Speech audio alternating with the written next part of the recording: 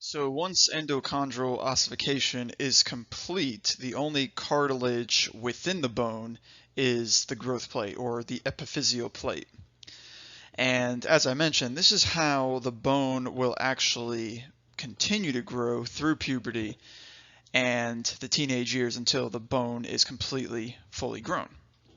So take a look at the picture and you'll see the bone on the left is significantly smaller than the bone on the right. And what we have is an epiphyseal plate near this distal end. You're also going to have one near the proximal end too. I'll draw it in right there. So what actually happens, as you can see in the notes, is the cartilage cells inside of the growth plate start to divide, which makes it thicker, and it starts literally separating the two ends of the bones, and it pushes them apart. So if you've ever heard kids complaining at night from their legs or their arms hurting, and the doctor attributes that to growing pains, it literally is a real symptom. It is very, very painful. Literally, the bones are being split apart due to this very fast growing cartilage. Now, once the cartilage starts growing, that signals for bone, for those osteoblasts to start calcifying the cartilage. And then it stays stationary for a little bit, and then the next growth spurt will occur months later. And this process continues and stretching and makes the bone longer and longer until it is fully grown. Now, when it's fully grown, that epiphyseal plate is gone. There is no more cartilage, and your bone is 100% bone all throughout the bone.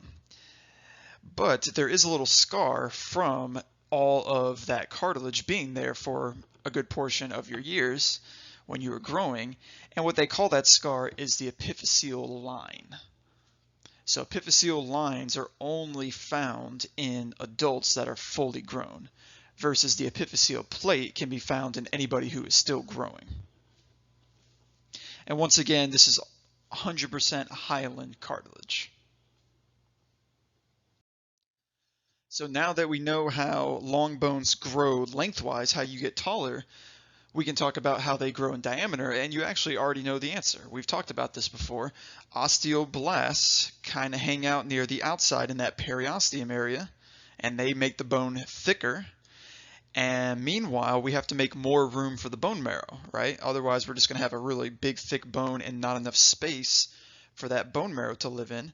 So those osteoclasts in the endosteum take over and start chewing and breaking down the bone, and that gives us more space on the inside. So both osteoblasts and osteoclasts are active during bone growth in the diameter. So we're making the bone taller through the growth plates, we're making it wider through the osteoblasts and osteoclasts. So regardless of what type of ossification we're talking about, the osteoclasts have to break down bone in that medullary cavity in order to have space for the bone marrow. Now, growth and resorption happen all the time. Remember, the word resorption means breakdown. So whether you're a baby, whether you're 20 years old, whether you're 95 years old, your bones are constantly growing and resorbing. However, at specific times during our life, one can be more active than the other. Sometimes you can grow faster than you break down, and as we age, breakdown becomes apparently more active compared to growing. So we do need you to know the age differences between these processes. As you can see in this bullet point in the middle of the page, first one says from infancy to about young adulthood. So people are different. You know, some people are done growing in their teens. Some folks are done growing in their younger 20s. But pretty much from birth until your late 20s or even close to 30, growth is exceeding resorption. So what that means is those osteoblasts are working harder and they're just more active than those osteoclasts. Now, as soon as you hit your late 20s and early 30s, you hit this kind of plateau where it's equal.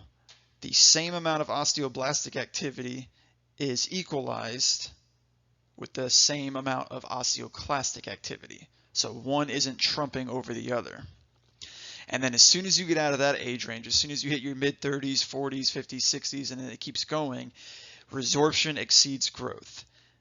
So we are breaking down faster than we can actually grow the bone. And the older you get, the closer you get to 50, 60, 70, 80, this phenomenon becomes a little more significant. You tend to break down even more bone in your elderly years.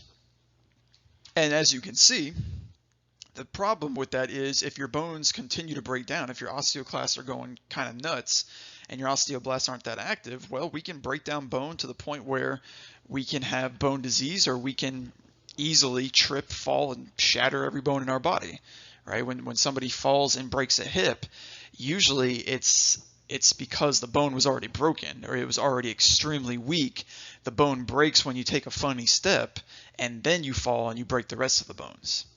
And it's due to this instability because osteoclasts are just very active during these old ages. So what can we do to fix this? What can we do to prevent this or prolong it? Well, from a prevention standpoint, really nothing. As we age, stuff is going to break down. Your muscles will get weaker. They will get less flexible. Your digestive system doesn't work as well. Your bones will become more brittle as you age. You can't reverse that. But you can slow it down. You can prolong it.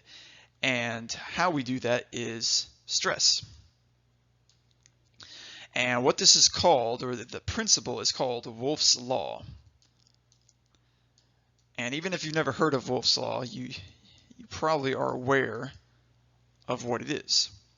Wolff's Law says if you use something, it will get bigger, better, stronger.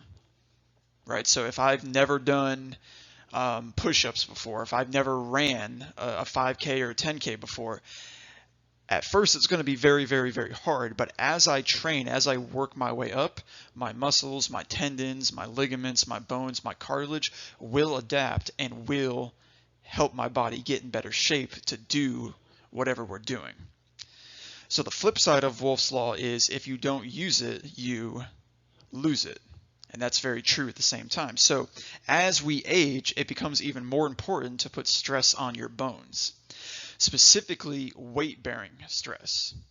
So yes, swimming is a great activity, awesome for the shoulders and for cardiovascular fitness, but it's not putting any stress on your skeleton.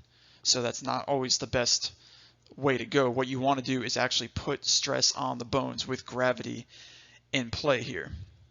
So as you put stress on the bones, what happens is spongy bone, that trabeculae, gets remodeled to accommodate, so it gets thicker and stronger because you're putting extra weight on it.